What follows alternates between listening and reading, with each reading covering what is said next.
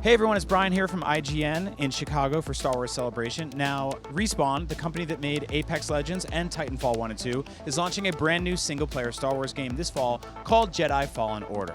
This weekend, we're getting a panel revealing tons of details, hopefully a full trailer and more, but until then, we got a small leak of a teaser poster, which actually has a lot more details than we thought it would. Here are 5 crazy, awesome, tiny little secrets that we picked out. Let's take a look.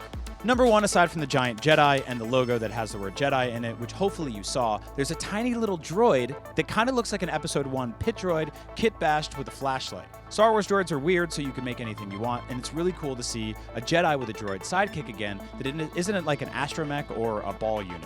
Now, the last time we saw a single-player Star Wars game with a main character having a droid sidekick was obviously Iden Versio in Battlefront 2, which was a very short and sweet campaign. She had sort of like a, interrogator droid that followed her everywhere and did cool things like fly through tunnels and stuff like that. We have another small droid here. He's a sidekick. We don't know his name yet. We don't know much about him, but he's got a flashlight and he's friendly, hopefully, and he goes with you everywhere, and buddies are great, and that's cool to have. Number 2, the droid's flashlight face is illuminating some sort of text. Now, what that text says, we'll have no idea because the poster's kind of tiny, but it sort of looks like the ancient scripture that we see in some of the books in The Last Jedi. You know, those like sacred texts that get burned up in the tree that Yoda blows up because he's mean and he's a weird magical frog, and I love him. Well, anyway, we have no idea why these are here, but my theory, and this is crazy, is that these are basically representing Jedi tombs. And that's because this game takes place after Revenge of the Sith, where most of the Jedis are wiped out. And so, hopefully, they left a bunch of cool apartments or crypts with ancient scriptures and kyber crystals, and you can go in them, and in the game you can upgrade your lightsaber and read a book and learn how to force push and choke and do all sorts of fun stuff because you're like kind of on your own and you need some help, and that would be awesome and be really fun for video games. Or it's just a wall with some graffiti on it. Up next, the planet itself is a rocky, snowy planet. We've seen those tons of times in Star Wars, specifically Hoth in Empire, Vandor in Solo, and Starkiller Base in The Force Awakens, which doesn't take place for 30 years after this game, at least. So it could be one of those, or it could be something brand new. It does feel Vandor-ish because it's got big rocky crags, whereas Hoth was a little bit flatter, but I'd like to play something brand new.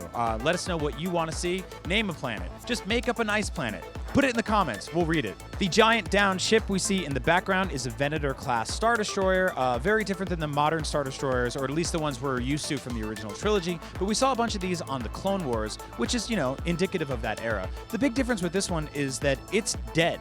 It's not smoking, there's no fire coming out of it. This one has been down for a while, which shows obviously that a huge battle happened and our hero is here sulking around thinking he's safe because, why worry about a dead ship? Or number 5, you should worry about a dead ship because there are tons of TIE fighters looming in the background, scattering around the sky and ready to kill you, just like everything Star Wars ever is constantly about dodging TIE fighters because they hate you and they're always there.